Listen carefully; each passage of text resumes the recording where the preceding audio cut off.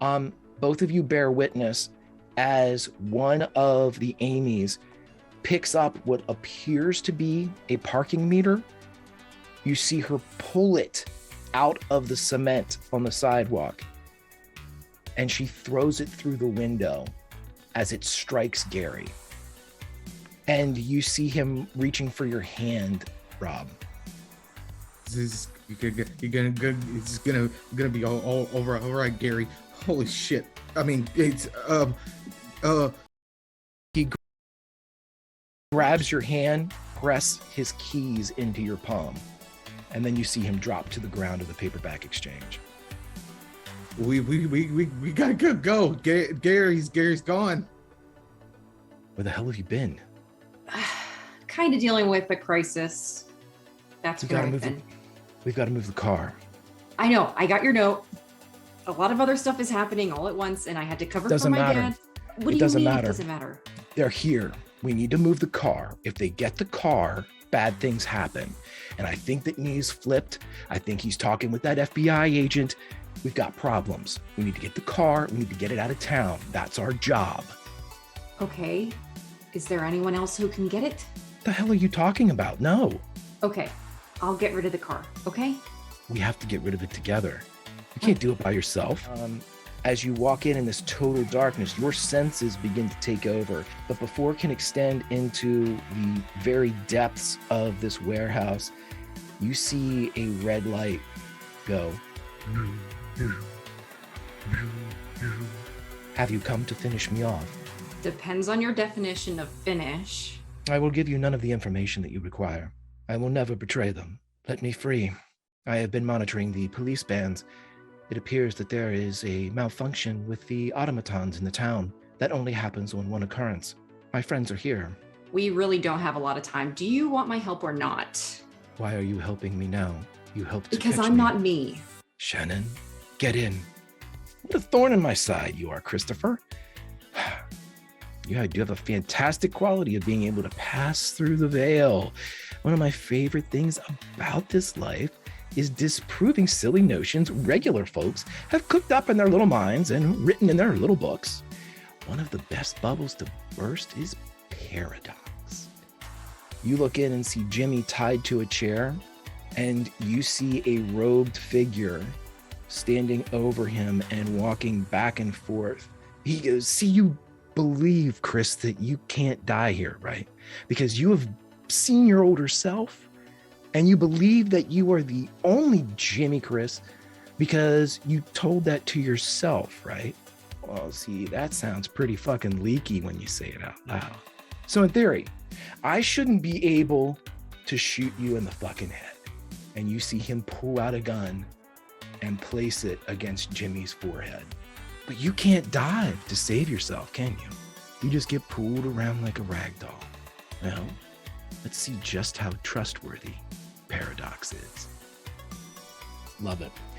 And so as Jimmy's eyes go wide and he sees you, as you push him, it's almost like you're watching like T-1000-esque. You shove him through the floor as he disappears in a splash of a dive and takes the walkie with him. We go back to Jerry, and as the attack on the legs takes place, the errant shot goes over. You see the hood slip off the top of the head of he who walks, and Mitch looks back at you. And you see this older Casey Mitch Mitchell take the gun, and he leans backwards and splashes into the floor. I am How did you get here? I was sent. By This who? garret does not have a veil. A veil.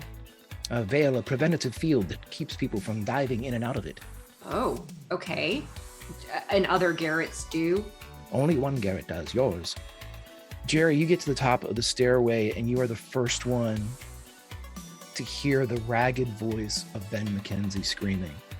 Every so often, there's a, Jerry, You all see as Jerry begins his charge, you see lightning begin to lance out of Jerry as he's running down the hallway. You see lightning lancing and licking along the walls and the ceilings, catching these bits of paper on fire as they touch. When you explode into the room, you see that eyes forced to stay open, and there are at least 24 needles sticking out of Ben's shaved head. You see that there are wires coming from each of these needles to various components, wall-mounted computers throughout the room. Here you come. Mitch grabs hold of everybody, and as you are all kind of huddled together, and Ben reaches up and grabs hold of Mitch, lacing his fingers through his, and as you grab hold of him, the lightning kind of lances through those pins, and as you throw the tape or the disk drive, you see it hit the glass as you all disappear into the dive. As everybody splashes into the ground, the disk drive hits the two-way mirror and it cracks and shatters. And on the other side of the glass, Ben McKenzie says, "No, don't leave me. Don't go. Don't leave me." George Butts lifts a walkie-talkie up to his lips. "Yeah, they took the bait. Giggles dove with them. May God have mercy on their souls." On the back of his walkie-talkie, in masking tape, it says, "Bizarro."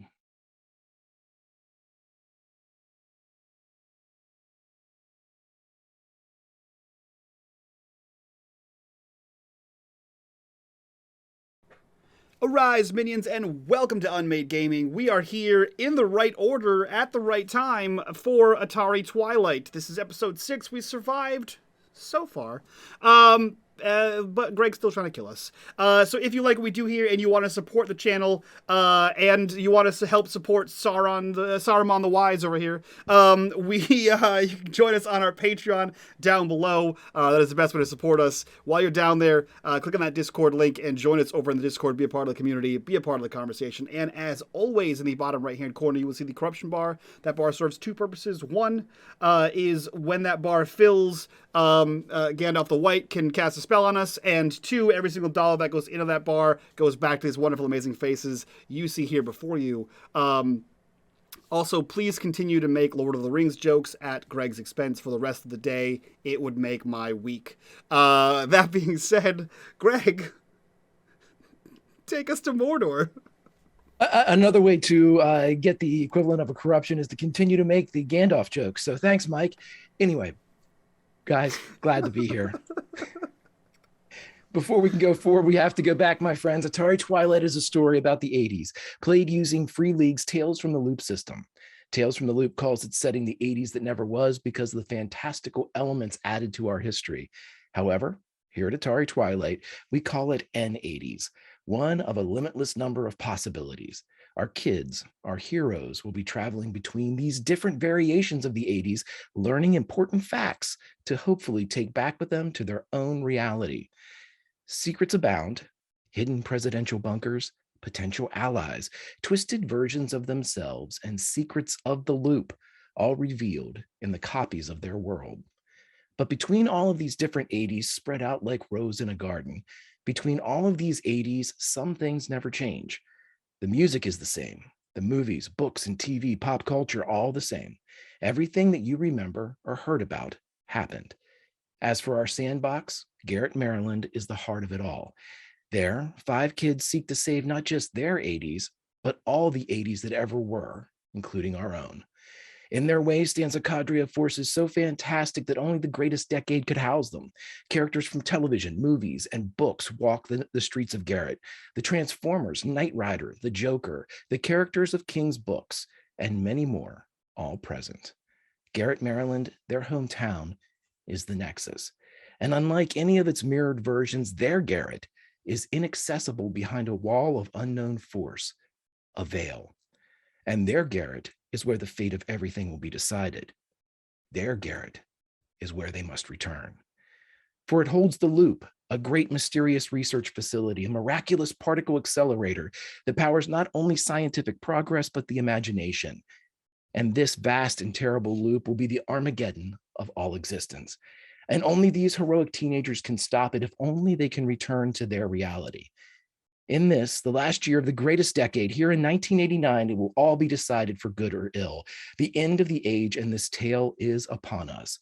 4 years, over 140 songs, ultimately 40 episodes in the making, comes down to this.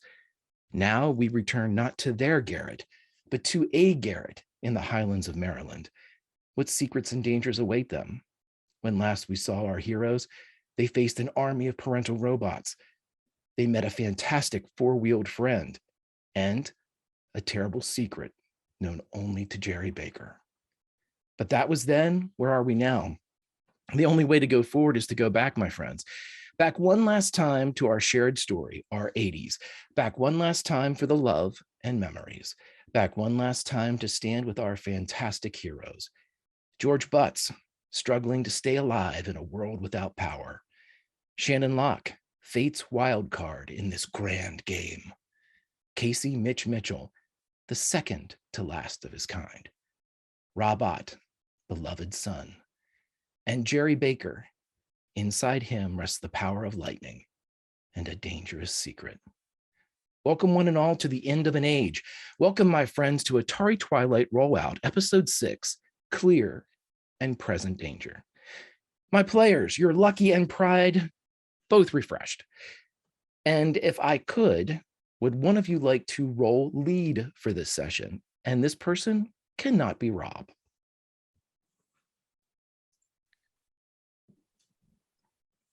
I think we just do it and let the rolls decide who's the lead. Or do we have to?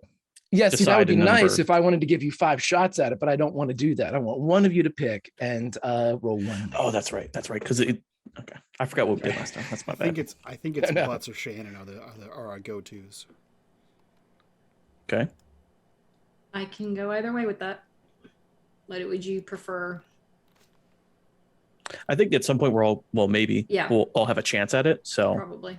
Okay. Well, ladies first. I'll let you take this. Then after you. No, I'm just kidding. I'm sorry. I had to. All right. Lead. Let's see what my rolls are going to be like today. 5 successes. Holy shit. Okay. I'm good with that. Sweet sassafras. All right. Meta. Shannon has 10 dice to give to any of the other players in any amount for any roll. So you cannot give them to yourself, but you may give them to Rob, George, Mitch, and Jerry. 10 dice. Okay. Heck yeah. That's a bit of a game changer, but that's goddamn. I'll have to roll with it. If only I had a corruption. All right. Yeah, I mean, we're kind of in the shit now, so it's totally fine. It's I mean, not to give anything away, but it's a really good time to have those dice. My friends, when last we met, George and his apparent friend / date, Sam, had just arrived at a miraculous hilltop mountaintop field known as the Moon Tower, with a scene dominated by a large firebreak iron structure. This was for fire watch and things of that nature, but now decommissioned. The locals have called it the Moon Tower. Here at the Moon Tower, a party rages with no fewer than 125, 150 people. Among the party goers, we have one Jerry Baker and one Shannon Locke, who, with their apparent besties, Dutch and Nee, are engaged in the time-old classic of a keg stand. Well, at least Shannon is. At this particular moment, at this particular time, here in Garrett, Maryland, at 8:15 in the evening, the date to be discovered upon your discovery, across the way from this rager of life-filled party, we come to a Rose Hill, upon which sits a cemetery filled with the past, present, and future Garrett residents, at least at some point. But here right now, some that were past are now present as Ben, Rob, and Mitch stare at their own graves. So with those two sides, for the first time, I'm going to ask, who wants to go first? The cemetery or the party? Cemetery. The cemetery. To the cemetery we go then. So my friends, at the Rose Hill Cemetery, you stare down at your graves. You see that you have both been born, obviously, on your birth date, but died on the same day. At least Mitch sees that. Rob, you see no birth date, you see no death date. Your stone simply says your name and beloved son. Ben Mackenzie looks at his own and turns around. Gone are the electrodes that were sticking out of his head. His hair seems to have grown back in a bit. He still has a haunted expression, thin, but he turns and starts running to you, Mitch. What do you do, my friends? Greg, this cemetery, is this like fairly like open, like plain kind of thing? Is there like trees and that kind of business? There's the occasional tree. This is mostly dominated by the headstones, of course, all aligned in the rows of a garden. But there's a couple kind of bumps of geometry where a mausoleum or two rest, or perhaps a large monument to some local hero, juts up into the sky, some kind of massive remembrance. A tree here or there. Okay. Do you need one to be close to you? Because I'll give it to you if you need. As long as there's high ground, like a mausoleum or something, Mitch doesn't care about the dead. He is one in several universes now, so he's getting an immunity. He's going to like wave towards Ben, and if I can see Rob, he's going to wave towards Rob, and then he's going to start booking it towards whatever the highest climbable structure is. And he's going to try to get on top of a roof or a tree or a statue, for all he cares, to try to get a height over the town of Garrett. Absolutely. It's easy enough. There's a mausoleum that kind of has almost like a cascade on the outside of it, of like a block, almost looks like stairs in and of itself. They're rounded as to not have so sharp a geometry to them. So you're quickly able to kind of scamper up those and get yourself about 10 feet off of the ground, atop the rise here at Rose Hill. Ben hears you and turns in the direction that you're indicating, kind of rushes and starts to climb up behind you. Everybody, before we go any further, it's only right to, since this is the 80s and it's our 80s and the music is the music, our soundtrack must start. And so, my friends, if you go to our Spotify playlist for episode 6, Clear and Present Danger, I would like you to go down to track number 3, A Little Madonna, Like a Prayer. Life is a mystery.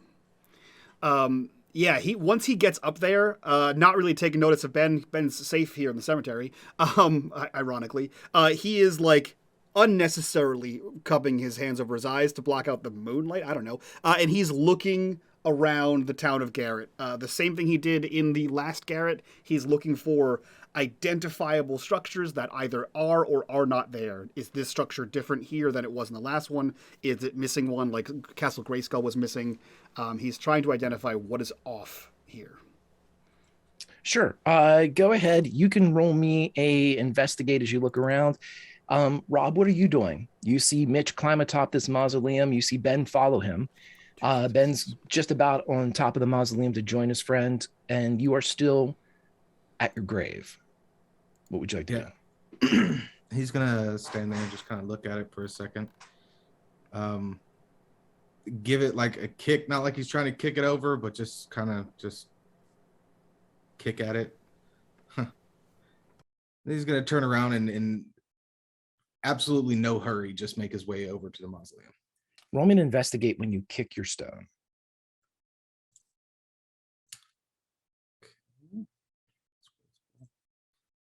2 successes.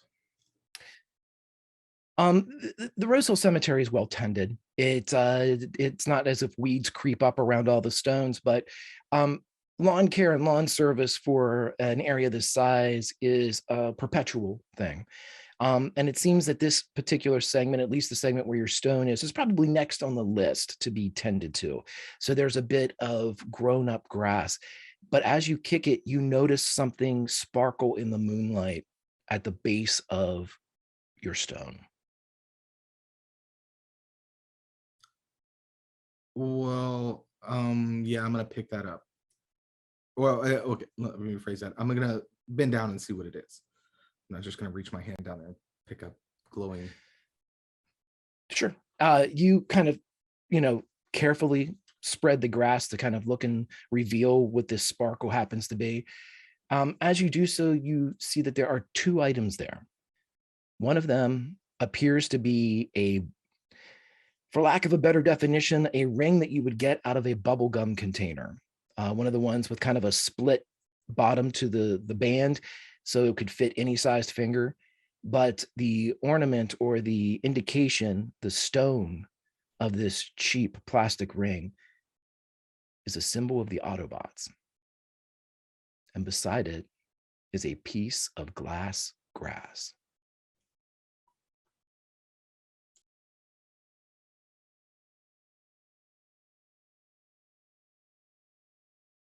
You're muted.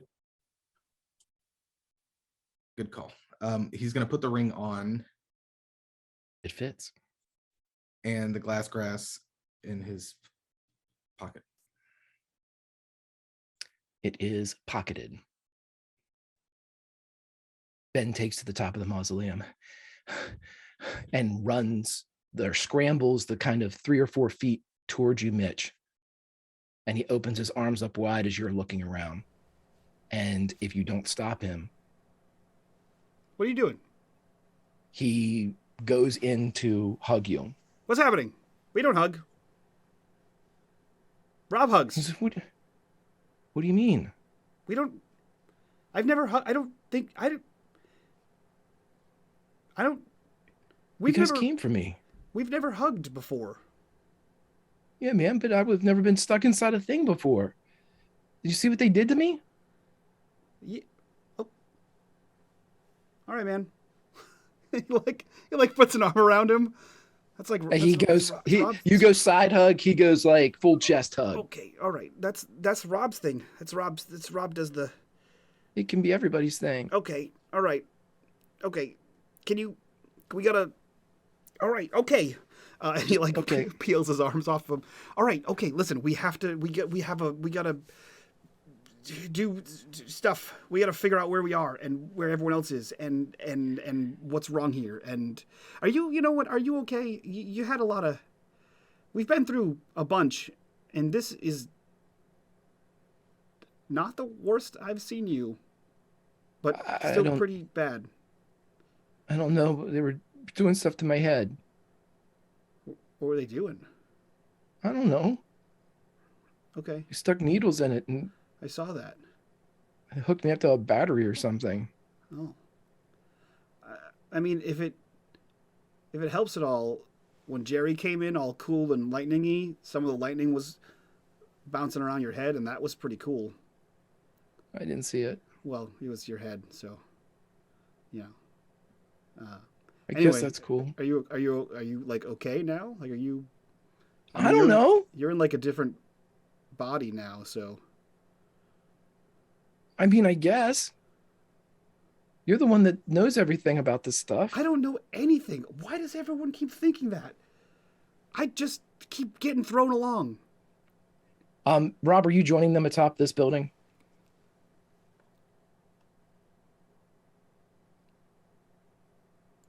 Yes, sorry. Okay. As soon as you would get up, then Ben would hug you as well. Just Rob is full gonna, on, Rob's gonna full on right back. and Ben does not break. So until Rob, you break this conversation is being done with Ben hugging you. Rob, I mean, it's rule number 1. Rob's not breaking it. That's what I figured. So everybody in your mind's eye, this is a hugged pair of Ben and Rob talking to Mitch. Mitch, as you look over the course of Garrett, with your 2 successes, you see the following. 1, bank one of those successes. You only needed 1 to reveal. Cool. It's difficult to see as far as it's dark here in the town. It's 8:15, but it's still a bit of light, which would lead you to believe that it's sometime in the summer, because that's the only time it would remain light this long. And as you kind of scan the horizon, you notice 2 things. There is not a McDonald's here, and neither is there a Castle Grayskull. Okay. Yeah, he kind of looks over and says, "Okay, it's another one. There was no Grayskull in the last one, and there's no Grayskull in this one." Okay. The hill, you guys? It's a really long hug. Sure. That was always the plan. The hug or the hill? The hill, right? Okay, I'm just saying it's still going. You guys can stop hugging. I mean, didn't need it. Okay. And he just Ben just buries his head deeper into like Rob's shoulder. He's not crying, but It's okay, buddy. Take your time. roll me an empathize, Rob. 3 empathize successes. I'm empathizing so hard right now. You really are. And because of the proximity and because Rob is Rob, you will use all 3 of those successes to come to this realization. You don't think Ben's as upset as he thinks he is, or acts like he is, or pretends he is. A nearly Right. impossible feat for those of you that are fans of the Tales from the Loop Free League system is 3 successes. Rob just rolled 3 successes. Rob's gonna like if Ben's head is kind of buried where he can't really see Rob while he's holding him, he's gonna kind of look at Mitch and just get like a face and kind of head nod down towards Mitch and try his best with his facial features to ask the question. You think something's off? Like Mitch With- also motions back in like a. He hugged me. That was weird. I don't know. hey Ben, Yeah, buddy. you okay? I am now, thanks. Yeah, you too. You can let go now. He does. And because, and again, a 5 with a lead was crazy enough, but a 3 for empathize is equally as intuitive as these successes are all being used. The other free one that I will give you is when he pulls back and looks at you, he says something very genuine. I feel like I haven't seen you in a long time, Rob.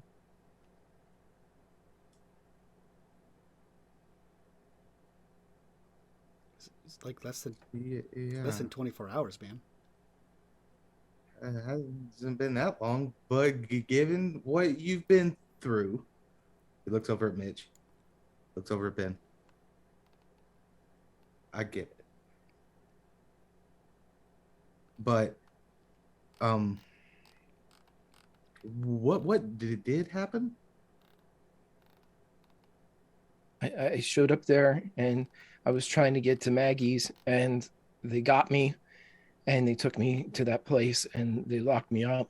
And I tried to call them. I tried to tell them that Maggie was my aunt and they let me call, but they listened to me when I did it. And then they just took me and started doing what it was when you found me. You know, where did you pop up in Garrett? At the trade winds. Where did you pop up? At a lake. Well, in the lake. In a car at the bottom of the lake. That sucks. Yeah. You kind of get used to it, I guess, which is also pretty shitty. Okay. I pop up like a block away from the paperback. We should probably stay away from there because it's bad news. Where? Stay away from where? No. It's different everywhere. We need to at least make an effort to see if Maggie's there. Okay, you think it's safe? The hill, obviously. The paperback exchange? Yeah, it seems like everything goes wrong when we go there. What? What do you? It's not. I mean, it's circumstantial. It's not. We only. What happened at the last paperback exchange? Yeah, I mean, You guys tell me, I wasn't there, but I bet you something bad happened. What about the one before that?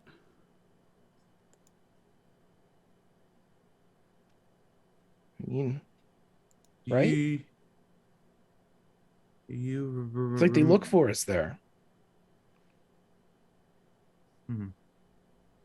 Whatever you guys think. Yeah, no, it is like they look for us there, and Mitch for sure shoots a look to Rob, like something's not right. We should go to the hill though.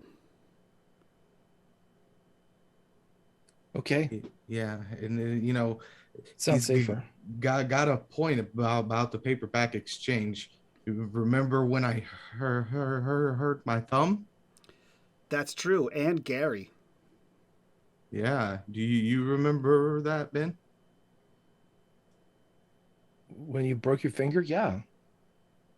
Yeah, my thumb. I thought it was your. I don't know. They must have done. I remembered it being your finger, man.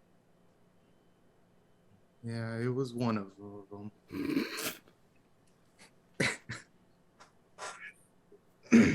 Rob, oh God. I tried to catch him slipping. Yeah. Mitch. Oh, you know what, Greg? I forget. Did we ever get Tupperware? Wasn't that one of... You did not. I was gonna say, wasn't that one of Butts' secret missions to get Tupperware? He was going to grab some from the house, but I don't think it was ever acquired. Yeah, he was too low on power. Mitch is gonna pull out his walkie, and like key the mic a few times, and say, any Autobot, this is Wheeljack.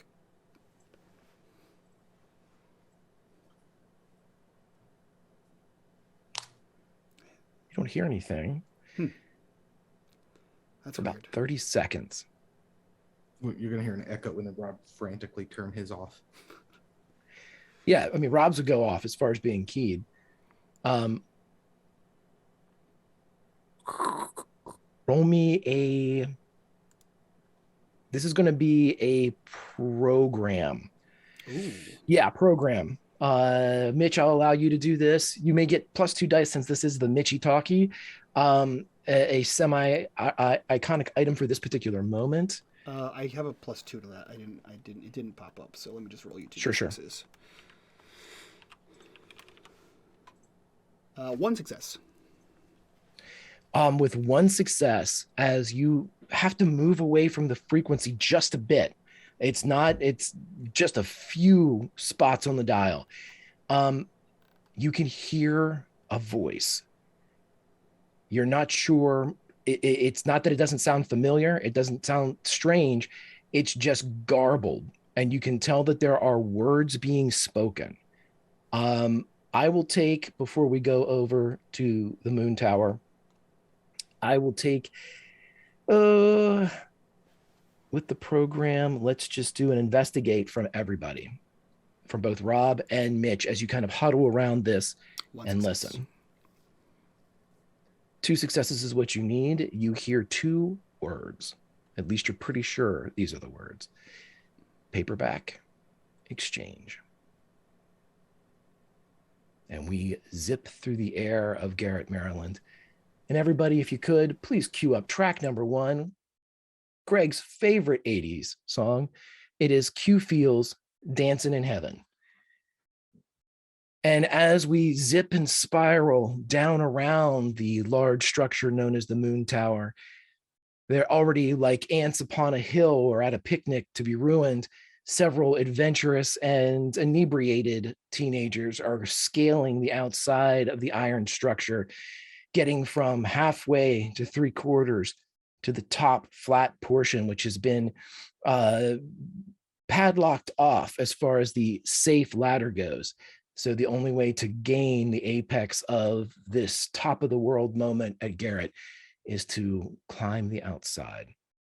But as we go from the heights of dangerous activities here, we go down to one that is not dangerous, but an activity of sport nonetheless, as Shannon Locke is inverted on top of a keg. The tap of the keg has been just recently removed from her mouth, and in an effort to replace the beer that is left, a flipped upside down Dutch walks on his hands towards you, Shannon, and much like a dual Spider-Man, goes in for a kiss. Jerry Baker, you are standing about 5 feet away from the scene with your good buddy Knee's arm wrapped around you as he squeezes you and says, "Yeah, man, let's do this tonight." My friends, what do you do? I think Jerry, not expecting this camaraderie, reacts with his gut like he usually does, and will push Knee away. Get off me! And he pushes you back. Come on, man. And it's 100% not an attack, but like, oh, it's just what we're doing. And he kind of like starts bobbing and weaving. Yeah, Jerry's gonna punch him. Roll me a force.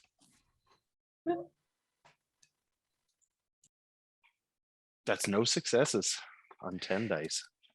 You throw a punch and Knee catches it right in front of his face. And he looks at your hand and says, he turns your palm, reaches behind him and pulls out a can of beer and puts it in your palm and slaps the outside of your fingers. And then he reaches up and pops it for you. I think it's at that moment Jerry will kind of get his bearings and take a deep breath and, like, shaking, lower his hand, looking at the beer and then looking at Shannon. Yeah, Shannon. Yeah, Shannon also is totally caught off guard. I don't think she ends up diverting the kiss. I think it's just like a what the heck just happened moment. And then when she realized who it is, I think just eyes wide, like, I just left this person, like, after betraying them. Like, that's the first thought that crosses her mind. And she's just in complete and utter shock, probably comes down from the keg stand at that point. Okay. I want 2 rolls from Shannon. I would like a move roll and I would like an empathize roll, please. Okay. Move. 2 successes. Empathize. 2 successes. Guys, Okay. I am okay with my dice being this way right now. Okay, so with the move roll, what I'm going to allow you to do is this. You dictate, you both are going to come down in a heap as you kind of move. You said you don't block the kiss, so I'm assuming that the kiss lands then. Yes. And so as Dutch's lips meet yours, your empathize roll just before you collapse or teeter or fall in whatever way you tell us, you realize 2 things about Dutch. 1, he means this kiss. And 2, he's happy. Okay. And how do you fall? I think side by side. When you're about halfway down, he starts laughing. When your legs kind of crack into the grass, it doesn't do any damage or anything like that, but you're both kind of laying on your sides, and he rolls over onto his back and laughs and goes, "That was a hell of a ride." I think Shannon is silent for a minute as she also rolls onto her back and, like, looks up at the sky. And I think that moment, I'm assuming that there's not that many clouds in the summertime. It's probably nice. Stars Crystal are visible. clear. Yep. She thinks about her dad and the time they went camping and talked about the constellations.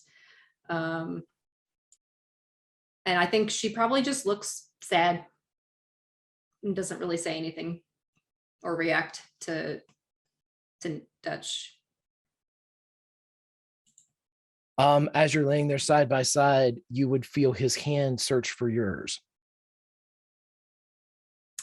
She won't pull away. I think she's distracted right now with her own thoughts.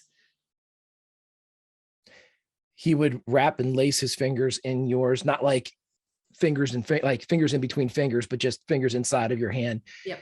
And he would just whisper up, not turning to look at you, but staring up into the sky with you. He would say, "Beautiful, isn't it?" Yep, sure is. Does she like see anybody like from her current vantage point, or is it like kind of just like tunnel vision? You'd be able to see Jerry and Nee. They're close enough, and there's legs of kids everywhere, and you're near the keg, so there's traffic kind of coming around, but it's a big place, and so people aren't like stepping over you or getting too close to you. You might see the errant person kind of walk up and go, "Oh shit, someone's laying down here," and then move around. But you're kind of given a bit of a berth. Okay. Without turning to Dutch, what date is it? Is that what you ask him? You feel the his hand in yours tense just a bit, and he said, "Are you all right? It's 4th of July." Oh shit.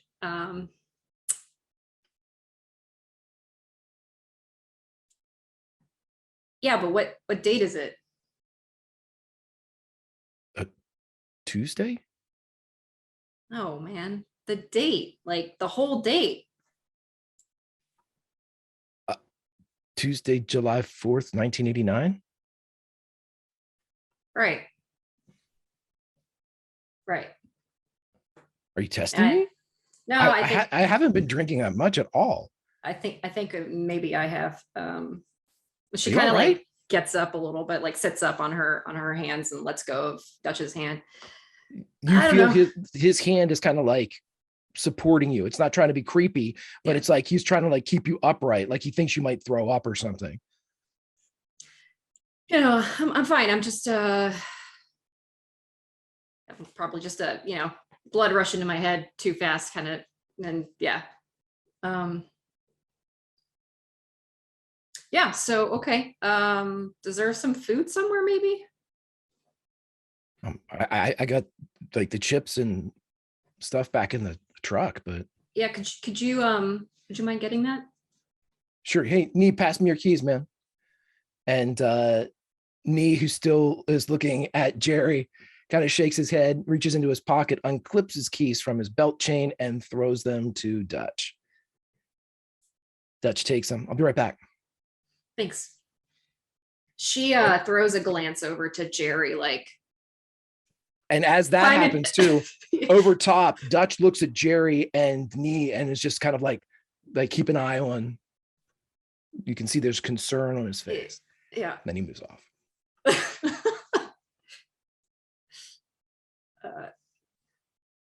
She like tries to like get Jerry to like come help her off the ground, like a pretending to like not be able to get up kind of thing, and see if he gets what she's trying to do.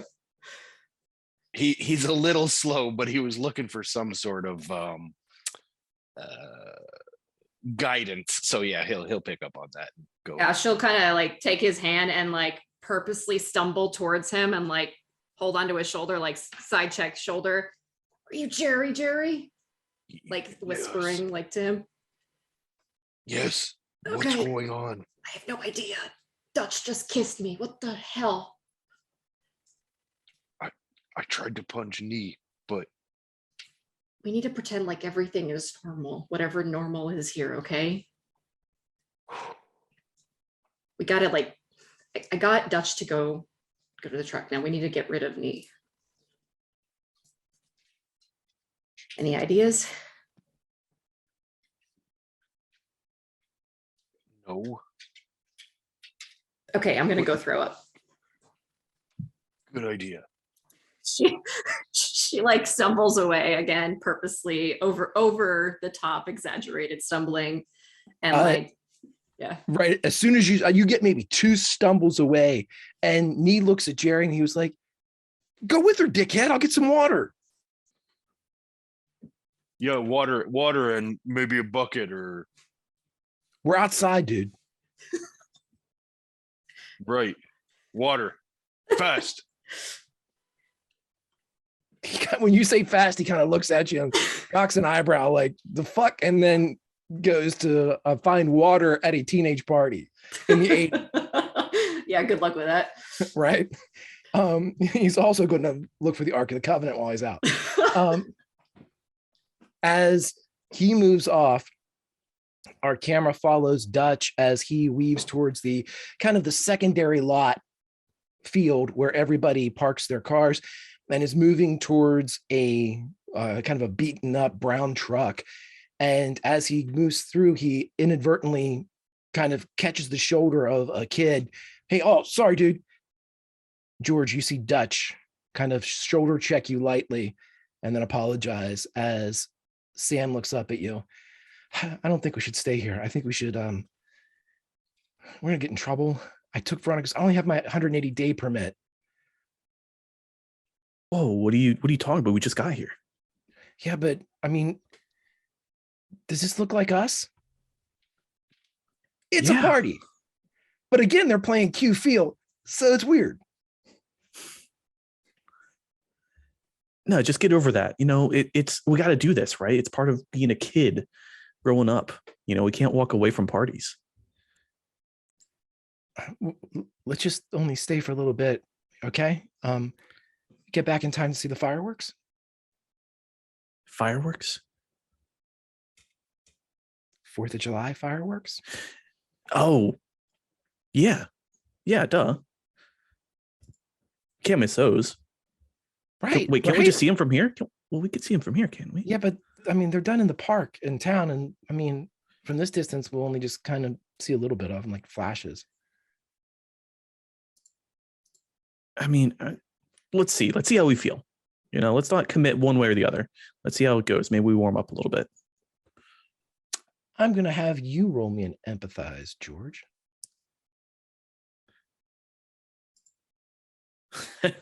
Oh, I still have 2 conditions. Oh, you can take don't- those off. Take Yeah, those off and I'll let you re-roll them. I don't How's know that? which ones I have checked, though. So I could just roll 6 dice and just go from there, maybe, since I don't know If which you- ones I have. If you want to, sure. 1 success. With 1 success, you know that Sam isn't going to let this go.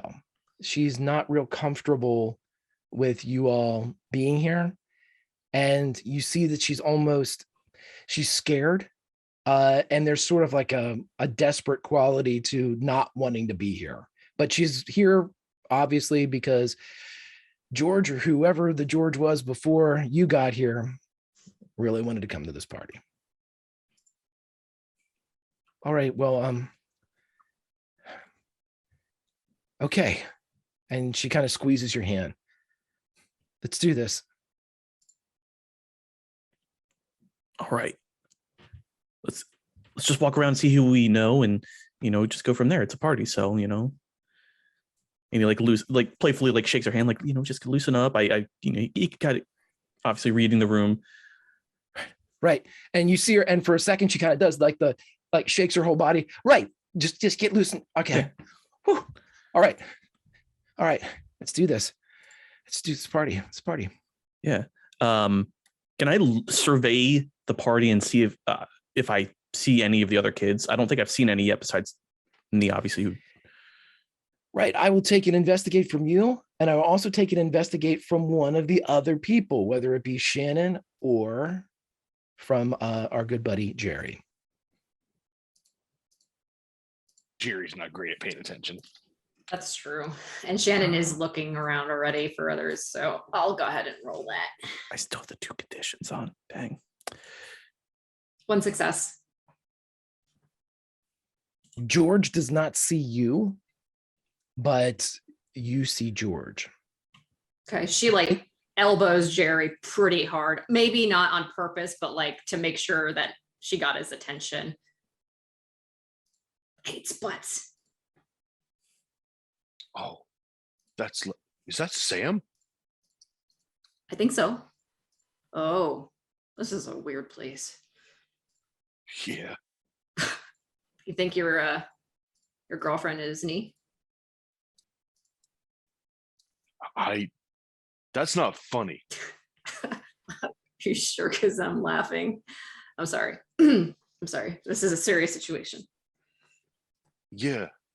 Get off your like love train or whatever. We gotta find everybody. Okay. Love train. That's funny. You're funny, Jerry. We do have to find everybody though. Do you want to like she kind of looks around to see if Nee is coming back or not, or Dutch for that matter. I'll let you know this free of charge. Nee is going to be several minutes to come back without water. Dutch, you can see, is kind of on his way back with a bag of Utz potato chips. In his defense, it's a large bag. Okay. All right. Go that direction to like intercept butts. Just be casual.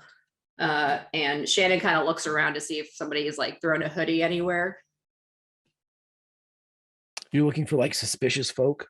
No, like a hoodie. Oh, throwing a hoodie. I thought you meant like somebody like no. peering from a hoodie somewhere. Okay, no. Like somebody's like coat or hoodie or something. You want to acquire a hoodie? Yes.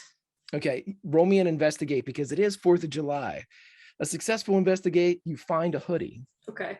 3 successes. You find 3 hoodies. I'll take whichever one's the biggest one, and she throws it over her vest so you can't see it, and then just pops the collar up.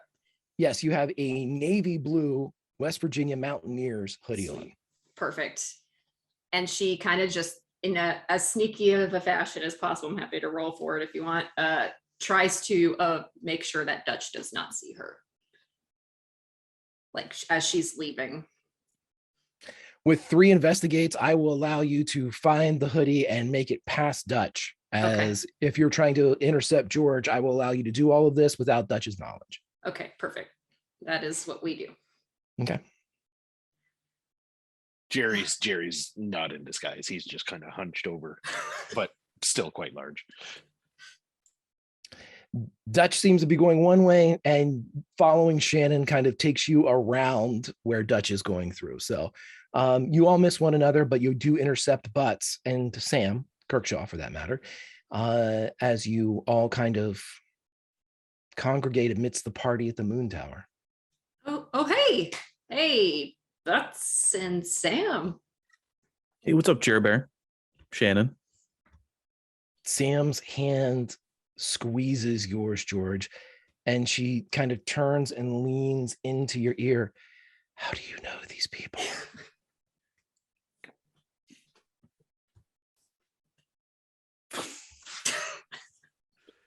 We go to art class. We go to school with them, don't we? These are the ones that smoke outside. Well, it doesn't mean I don't know their names. You don't know anybody's name that's below a certain class. They have to live on our street. These people don't live on our street. We'll talk about that later. That's very, they're okay. They're not great people, but just tolerate it, okay? We're at a party, Loosey goosey, and he like wobbles her a little bit, Okay, but I've never seen him at the club before. The club, yes, yeah. So, I mean, and she just kind of shrugs, as somebody with money in the 80s often did. So you guys here for the party, huh? And a party it is. Yes. It is. It sure is. Without water. There is no water at this party, I think. On the 4th of July, nonetheless. Yeah, in 1989. It's of all times. Yeah. Isn't that crazy, Sam? I may have had a lot to drink. Sorry. Just excuse me for being weird. It's Have you nighttime seen too, Sam says. Any robots? I would like to cite this moment as why everyone looks at Mitch to come up with plans. So yeah, cool. Hey, I Yeah. don't know. I'm Butts, could I borrow you for a minute? Jerry's tried, but he can't seem to use the keys to get into the car. Maybe you're You need a sober hand. yes. Yeah. I just lean over to Sam. Degens. Just stay here. Would you dare leave me? Yeah, just stay. Talk. Just make small talk. No. Just With make small who? talk. And Him? yeah. Offer him a cigarette. I don't know. What? Jerry, be nice. Don't You didn't steal you some know. from your sister? But those are for us. Just I've one. seen the big one smoke 2 at lunch. Just one. Just be polite. Keep him busy. He can't talk if his cigarette's in his mouth, and if he does, just don't listen to him. I can't believe you're leaving me. I'll be right back. That's what they say in all of the horror movies. Well, the cute girls usually last a little bit, so you'll be all right. I'll be back. Why don't we just leave? Let me help her. I don't know what it is. Whatever, she's wasted. I just want whatever. Let me get her into whatever vehicle so she can go home or whatever, and then I'll be back. What time is it? You do have a very expensive watch on. What time is it? 8:30, 5? Yeah, it looks like a Rolex of some kind. And Of course. when you look at it, it looks like it's about 9:20 by this point. It's like 8:45. We've got plenty of time. Oh, okay, good. Yeah. Good. Yeah, let's leave in like a half hour. Yeah. Yeah, I'll be back. Okay. Be nice. Please be quick. Yeah. Yep. As you and Shannon are walking off, you hear, "So, Jer Bear, would you like a cigarette?" I should have put my And Jerry's back to wearing that face that looks like somebody near him farted. A very shaky hand extends, holding one singular smoke. It's not even in a fucking pack, man. It's just one smoke. I don't smoke. I'm good. I mean, thank you, Sam. And she puts one into her mouth and flicks her hair back and says, "Do you have a light?" Let's cut over to George and Shannon as they are moving towards the parking lot. Okay.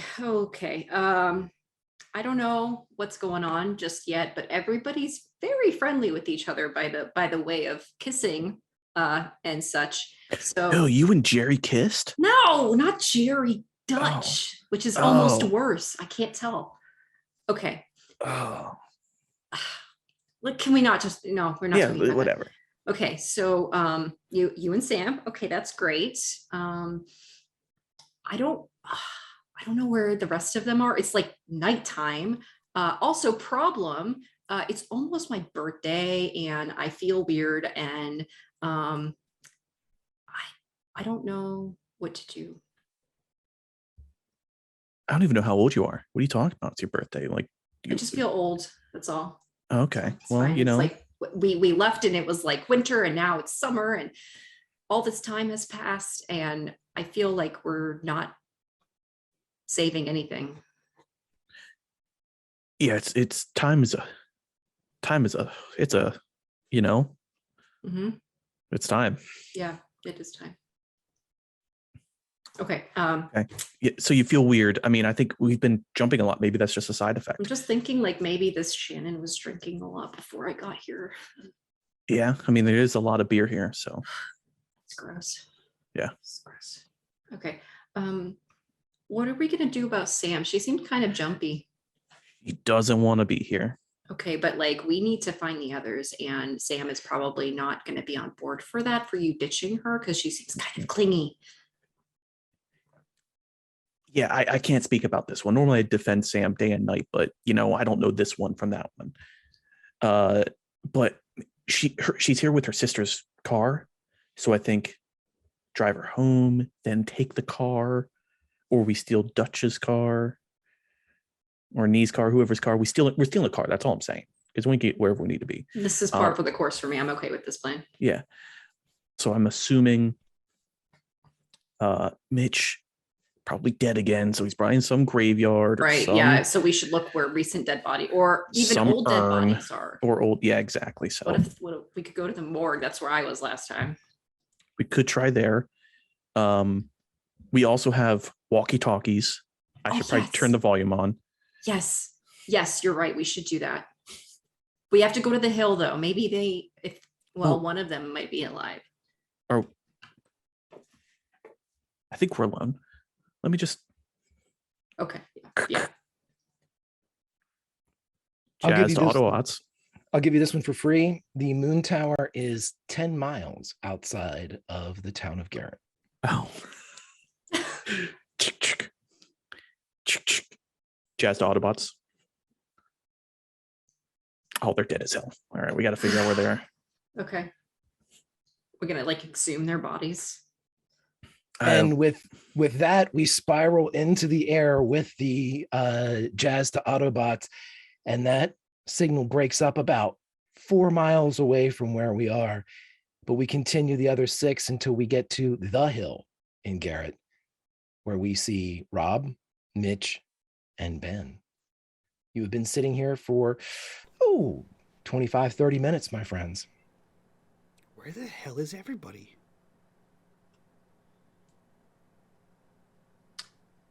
On their way, I hope. Okay. Well, hey, when did you die? There wasn't a date. Maybe I just wasn't handled correctly. I don't know what that means. Like a package? Like No, the I'm not UPS delivery sure. guy? They don't Maybe put death dates on if they don't know. Yeah. Maybe I'm missing. Well, I was missing. I would have. Yeah. Yeah, usually, so far in my experience and Jerry's, you sort of pop up where you died. Yeah. I thought about that. So maybe I am there, and they just didn't know. What about you, Ben? When did you die? Yeah, Ben. When did you die? It's on my birthday. Like, but when though? I was 12, it looked like. I was also on my birthday, so. And he puts up a high five to high five Ben. Yeah, okay. I mean, high five you. Now we're death buddies, like me and Jerry were last time, right? Okay. All right, man. Well, I'm buddies is pretty fun. dead too. We don't know. You could be missing. Well, if I was missing, I would have shown up where I'm at. Robot. I'm going to give it to him. High five.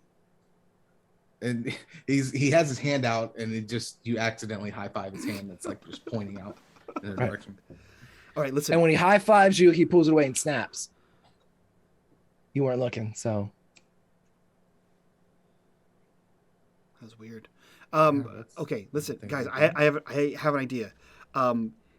I need to boost the signal on the antenna for the walkie-talkies.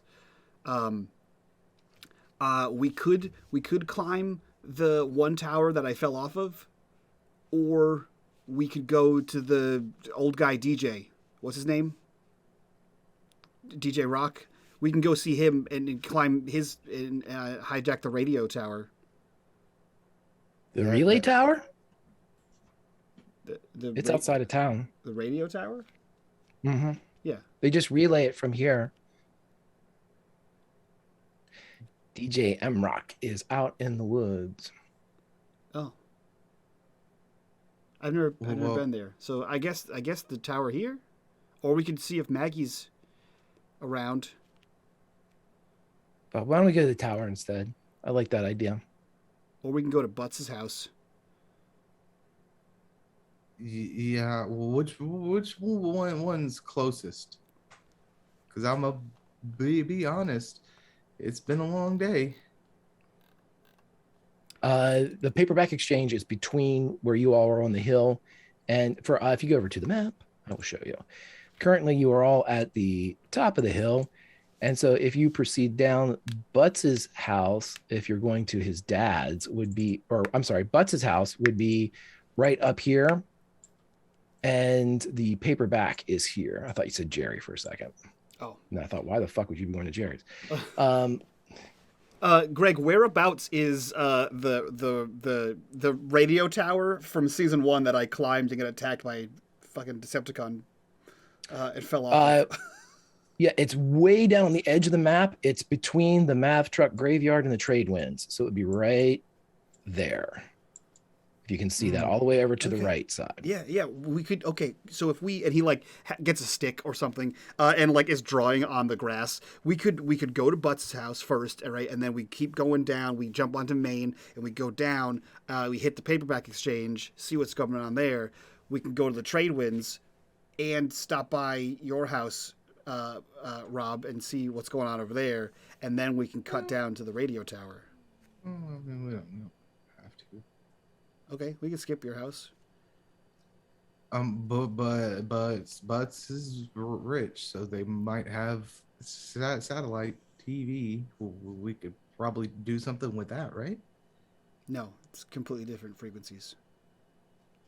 Oh, yeah, nerd. It only would literally take you about a minute to get over to Butts's from where you are.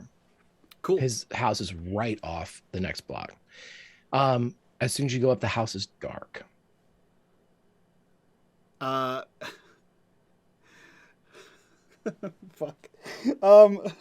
Greg, I this is a little meta, but since Butch seems fucking loaded, what's in the driveway? Nothing. Shit. He rings now the doorbell. You would know that in your Garrett Prime, I believe that Eugene had a Corvette. But that was in the garage, and even if you peek into the garage, it is not in there. Okay. He definitely rings the doorbell a couple times. You can hear it kind of go through the house. No lights appear in any of the windows. Damn. No butts. All the butts is this. It's a butts free zone. Paperback exchange. Yeah. I guess that's the next option. It's the next closest. Miss Maggie would know what to do, or at least point us in the right direction. Yeah, you can like give her a super hug and make sure it's actually Maggie. It's just at the sound of that, Rob's gonna reach up and kind of grab his crystal. It is there. Thank God. To the paperback exchange, Greg. Okay, you all get. We're gonna, since we were with the other group for a little bit, we're gonna take this time to bring you up to 920, and that's where you would be when you get to the paperback exchange. It is also where several mountains over, we have everybody at the Moon Tower. The paperback exchange is locked, but there is a light on inside, and the let me see, make sure I have this right. The closed sign that is turned over says closed, but only for a finite period of time.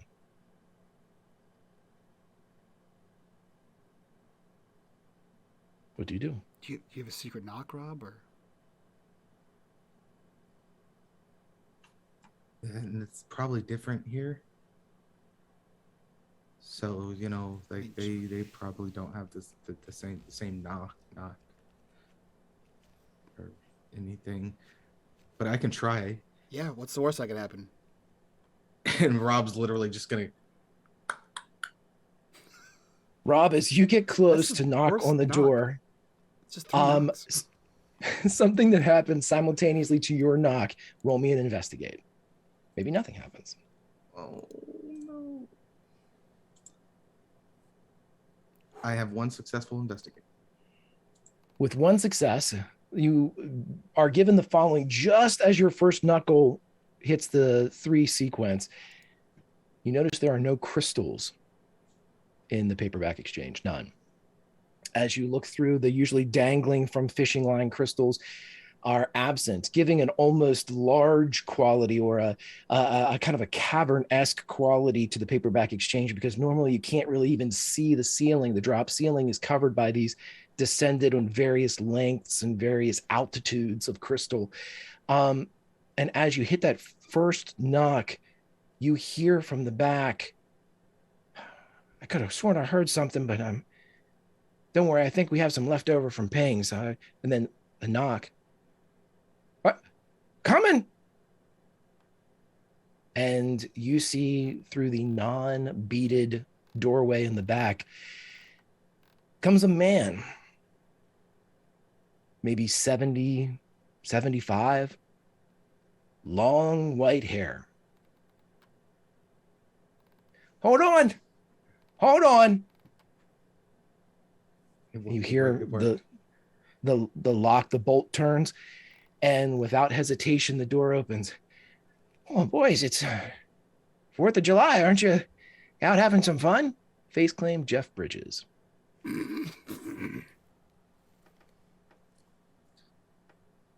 I wasn't ready for that, Greg.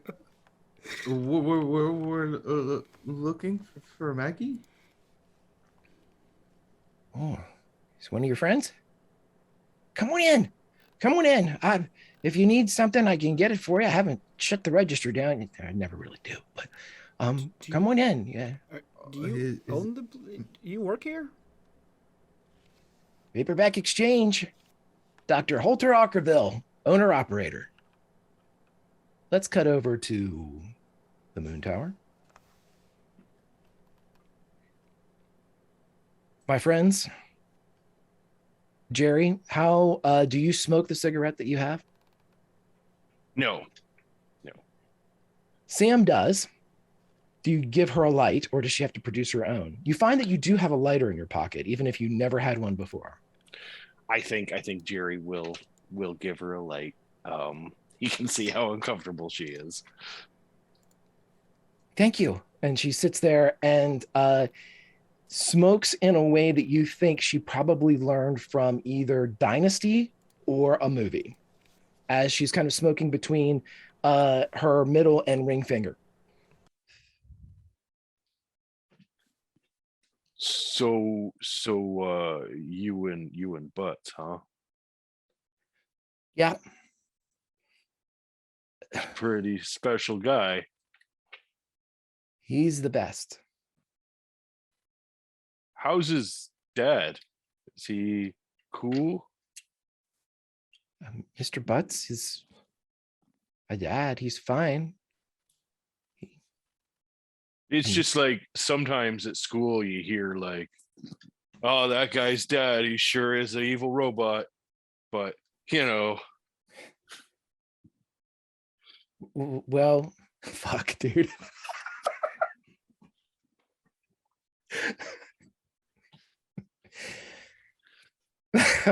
Oh, give me a second. Fuck. Yeah, you're welcome.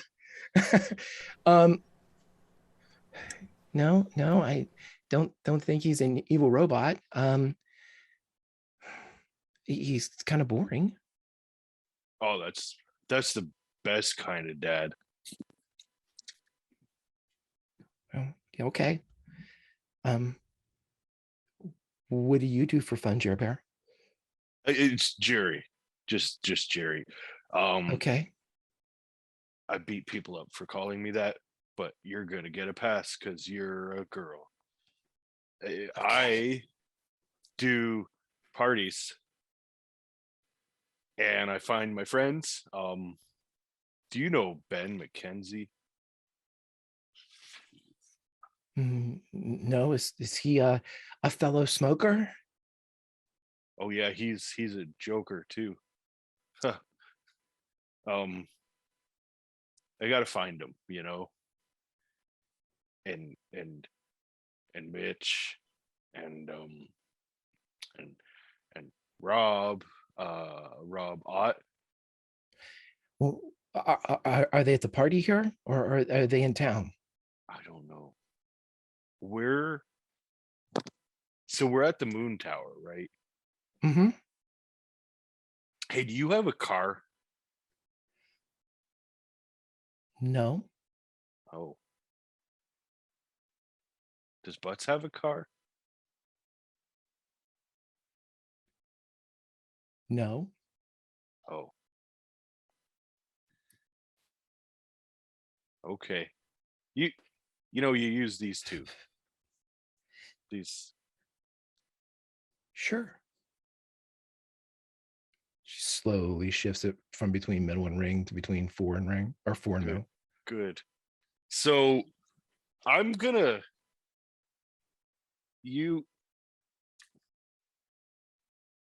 hey, let's go find those guys. Okay. And she makes a beeline towards the car, the parking lot that she doesn't have. Yep. Jerry follows her. Maybe you could convince him to go back in town. What time is it, by the way? You do not have a watch, Jerry. It's like night. Okay. You would see quickly approaching Shannon and George. You would see Sam and trailing Jerry. No sign of Dutch and Nate. Jerry God. trailing and kind of shrugging his shoulders. Oh God, Jerry didn't keep her there for long. What are we gonna do? Oh, it's Jerry. What did we expect? I have a terrible idea. You always do, but all right. And Just you're all together. Don't. Hey. Hi, Jerry here, and I decided maybe we should go back and we should go into town. I feel like I'm gonna be sick. Yeah, I think I'm gonna be sick. She like leans onto Sam. Oh, okay. Okay. Yeah, could you like just And she just kind of like rubs your back. she looks at Butts in a very obviously regretful fashion, and she's gonna try to force herself to throw up on Sam. On Sam. Yep. Okay. Jesus. Okay. Okay, Free League. Let's do this. What should I make you roll to see if you can vomit? Shit. You know what? I'm going with charm. Roll me a charm. Oh God. Okay.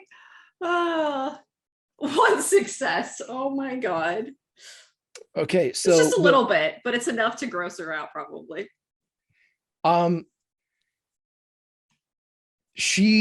Her mouth opens, the lit cigarette, which is now just about it's just a filter with maybe a centimeter of actual cigarette, drops to the ground as you vomit on her, like her brand new like Jordache jeans, and she looks at George. We have to go. Yeah. Look. Yeah. Nope. Yep. Let's go. Yep. Oh God, I'm so sorry. Just Do you need a ride? maybe you should take her to home, And, Yeah. Yeah. Yeah. You take care of yourself. You got plenty going on here. Yep. Like you got a real steep hill to climb. You're right. Yeah. See you on the hill. She takes off she has like a light jacket on, she takes it off and is like whipping it as if whipping will somehow get like liquid vomit out of something, but she's like whipping it and you just see crap flying off of it as she's doing it, and she's trying to like just scrape with like the blade of her hand. I'm touching vomit as she's doing it. Everybody, if you would, go to your Spotify playlist, please, and at the very bottom you will find a song called Lost in the Shadows. I'd like you to cue that up. Maybe even put it on repeat. Free of charge, everybody. No investigation needed. You hear your first scream. Then you hear your second. And you hear about a dozen. You see people starting to run in every direction from the moon tower. At precisely 9:30, when in the town of Garrett, the first of the fireworks goes off, here at the moon tower, figures begin descending from the sky and ripping the throats out of the children in the field. Sam, who is blading the vomit off of her jeans, calmly looks up at George and says, "You lied to me. I asked you what time it was."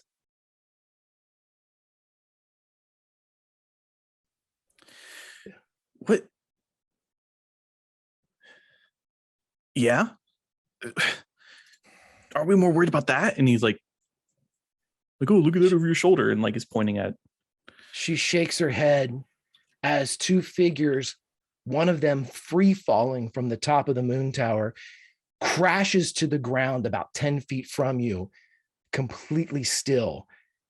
The teenage face that you don't recognize looks up into that beautiful crystal Garrett sky. The fall did not kill him. The fact that he no longer has a throat did. The second figure slowly comes to rest behind her sister as the blood-soaked face of Veronica Kirkshaw looks at all of you, and she licks her lips. Looks like you're on the menu, George. Let's cut back to the paperback exchange, friends.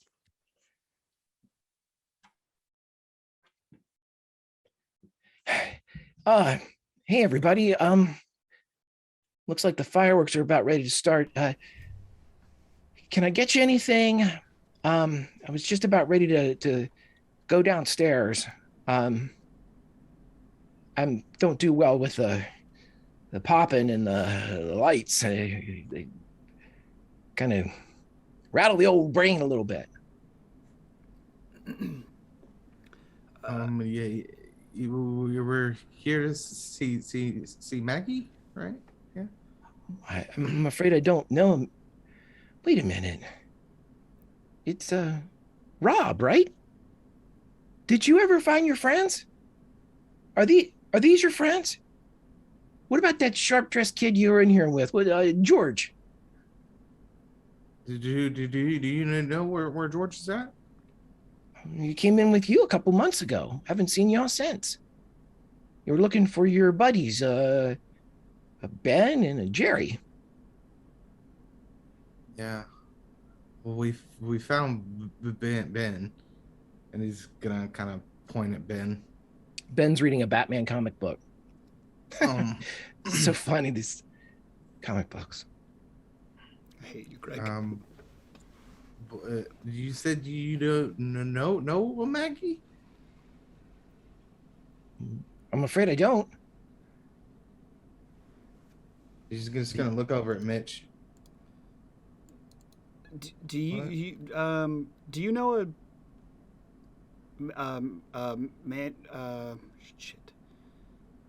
Mandy Myers? Oh yeah. Who is she? She used to be in an old club of mine. What was the club called? The American Leaders of Tomorrow Association.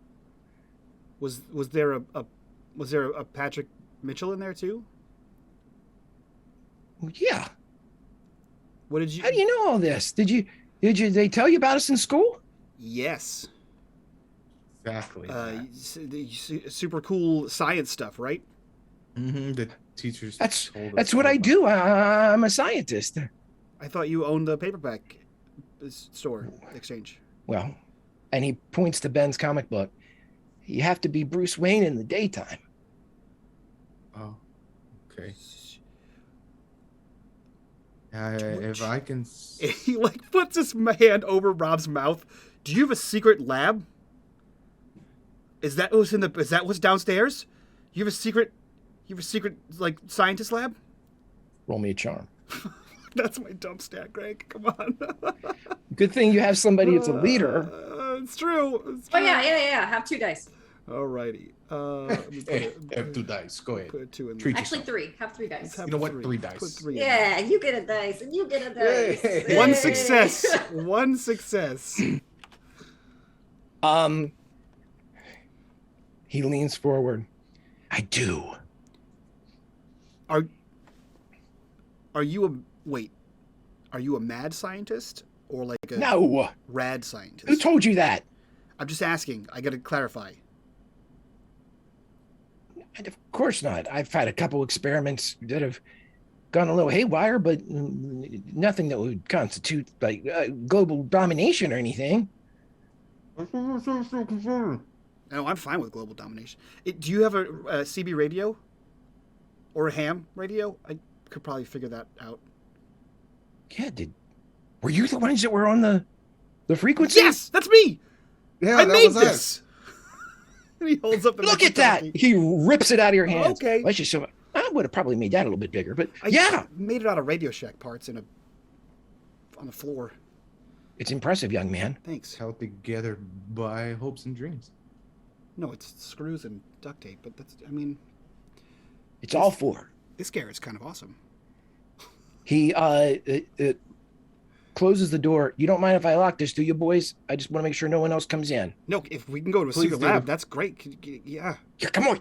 He locks it. He goes, and he walks you all back, and you can tell that this guy's probably closer to 80, as you can see him now kind of fully move. He's got a little bit of like a Dick Van Dyke kind of like skeletal gait to him as he moves up, but Okay. he gets to the back of the place, and what normally could only be breached through beaded curtain is just an open door. And when you walk in, you see that there is a door that does not appear in your paperback exchange, just behind where the metal desk would be. He gets the door, and it doesn't say keep out. It just says employees only. And he opens it up and he says, "Are you guys cool?" We're the coolest. Oh yeah. Well, hold on. Ben, "Oh, I'm cool." he's cool. I mean, it's kind of weird. Have you all ever seen any strange things in Garrett? And that's when the first firework goes off. And when you hear about a second before you actually hear the pop of the explosion, Dr. Holter Arkaville grabs his head. Oh, it started. If you want to come on down, boys. And he opens the door, and you see him descend immediately down some wrought iron steps. Mitch, you would recognize these steps. Oh, son of a bitch, Greg. Ben, we're going to the creepy science basement. Ben steps into the room. Okay. Creepy science basement? Okay. Okay. All right, Ben. And I think that's the last thing he says before he runs down these stairs. The way to kidnap Mitch is to lure him into a science van. Right. You hear the second and the third firework go off, and you hear visible pain or audible pain coming from beneath from Dr. Arkaville. And you hear him yell up, "Close the door, please. When you come down, close it." Close the Ben- door. Ben closes the door. It doesn't have a lock or anything like that. You can actually see Ben close it, then open it back up, nod, and then close it again. As you all descend, I'll give you this one for free. This is, now there should be, Mitch would tell you, 2 desks that are facing one another in here. There's only 1 desk, but there's every implement of a mad scientist laboratory that you can think of. This has the globe with the lightning inside. This has a beaker that seems to be beaking something. Everything and anything that looks like it could be either chemical, electrical, or biological in experimentation seems to be going on simultaneously. It smells of ash, mold, and you're pretty sure piss. Love that. But when you get down there, there's that constant burning, rotting smell that's kind of inundating you. It basically like you would smell if you walk through a laboratory area in a school. So like a most unfinished basement. Correct, right. As you get down there, the first person down, Dr. Arkaville is talking to the corner. We have guests, so calm. Keep your breathing calm. Stay hunched over a little bit. Don't scare them.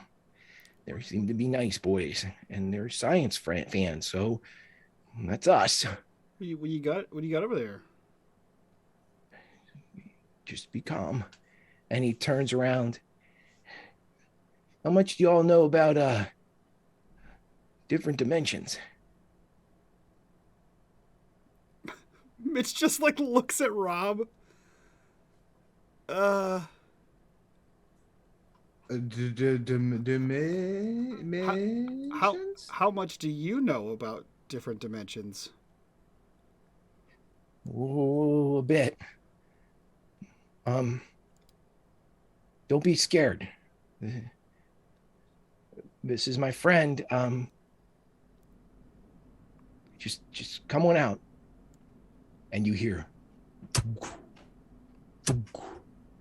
And you see at about 7.5 feet tall, Frankenstein walks out from the corner.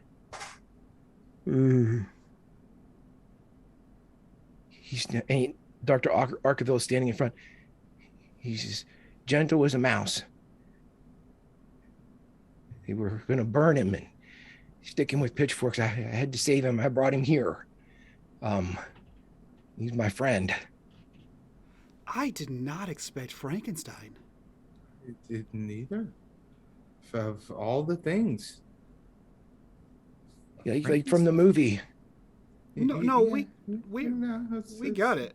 We can see that. I just Frankenstein of like, are there other monster people here? I don't know. I didn't bring him here, I don't think. How did you get him here? With my slide? I'm sorry? Like, is it a portal? Well, a portal denotes the ability to go in two directions, like a door. My slide just comes from there to here. Oh, he's only got the chutes, not the ladder. Fucking Christ. It's true.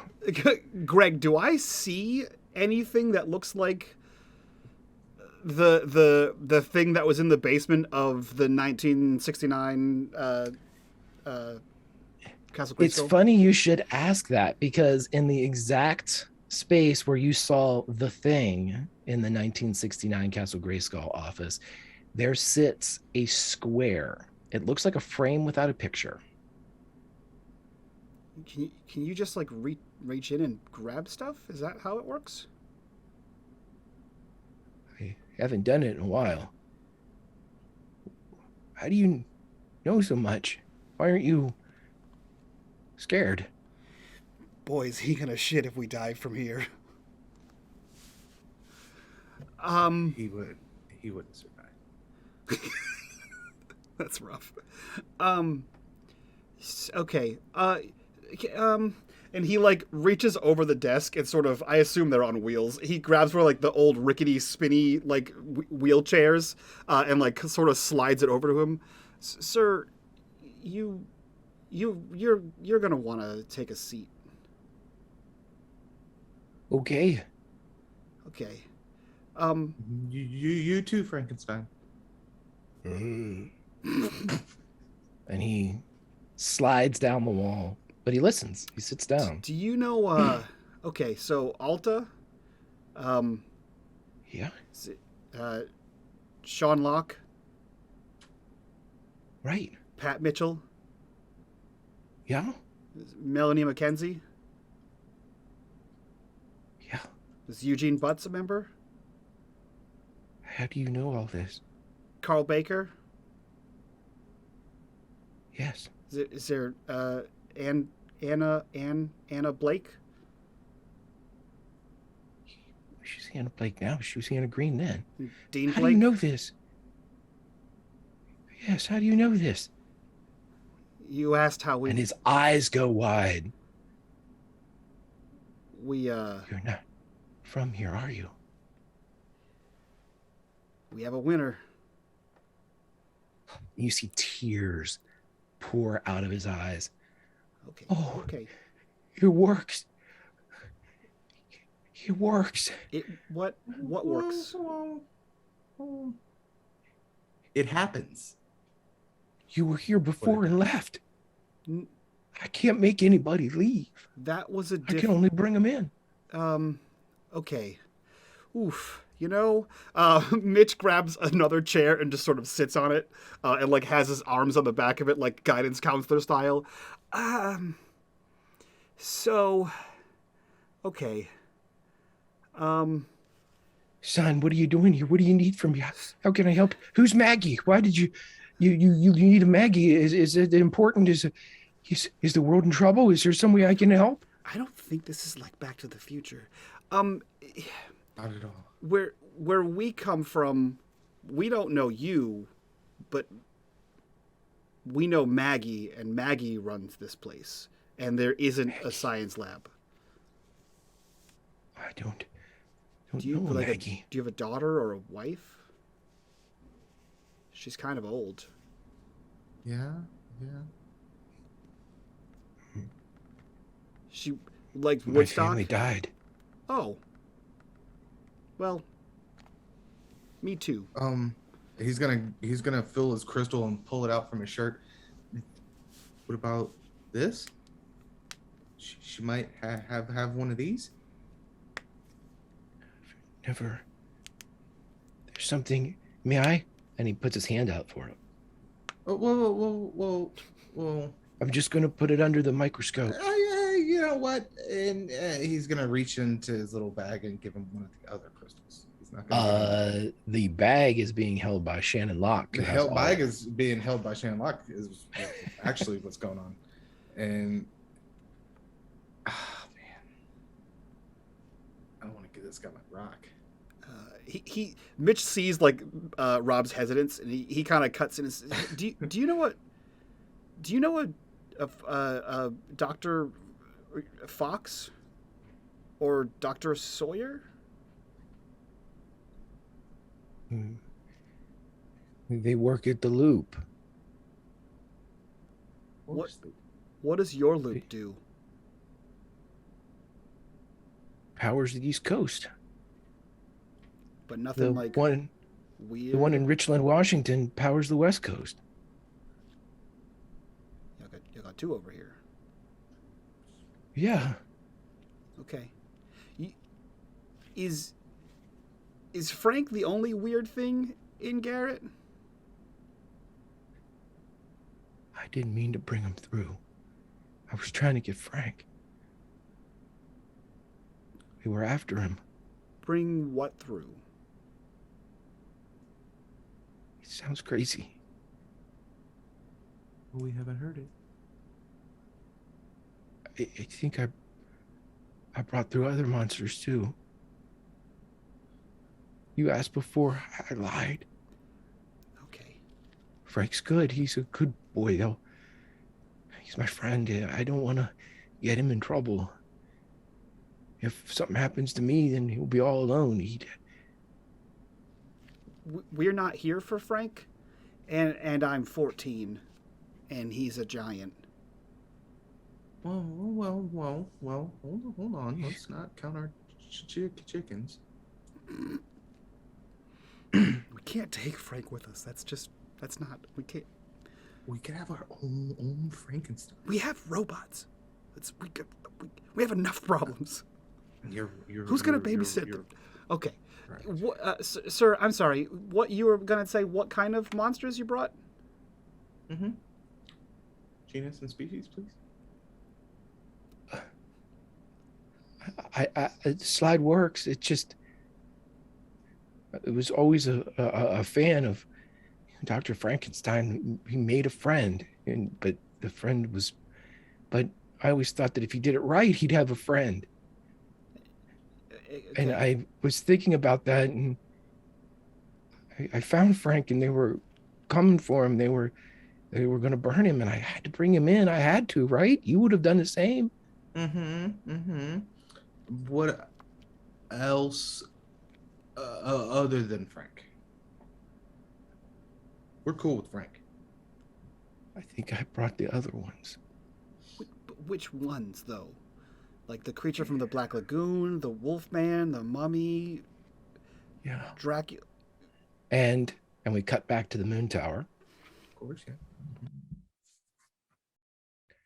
Everybody queue up Lost in the Shadows again, please. As Veronica looks at you, the bottom third of her face drenched in maroon blood, she walks up behind Sam and leans her tall, kind of slender form, her shoulder, her elbow on top of Sam's shoulder, and looks at the three of you, screaming. You see people being swept and carried into the air 30, 40 feet and then dropped. Figures in flight, at least a dozen. Looks like you're on the menu, George. Well, you better get used to a vegan diet, and I gotta go for a swing. Roll me a force. Hey. 3 successes. You smash into her face, and you can see the cheese moving, almost gets out of your strike, but you just land it, and you see her head rock, and you see flecks of blood fly off that are still fresh enough to be able to separate from her face and fly off. Sam ducks the punch. She's not moving particularly fast, but it wasn't aimed at her. It's just a reaction on her part. And as you crack Veronica and she flips in the air and lightly lands back on her feet, she looks up at you. And I had a Michigan. George, your vision goes black and white. And in the bottom corner, it says 2%. And that, my friends, is where we will end our session of Atari Twilight. It's 10 o'clock already. Holy crap. Wow.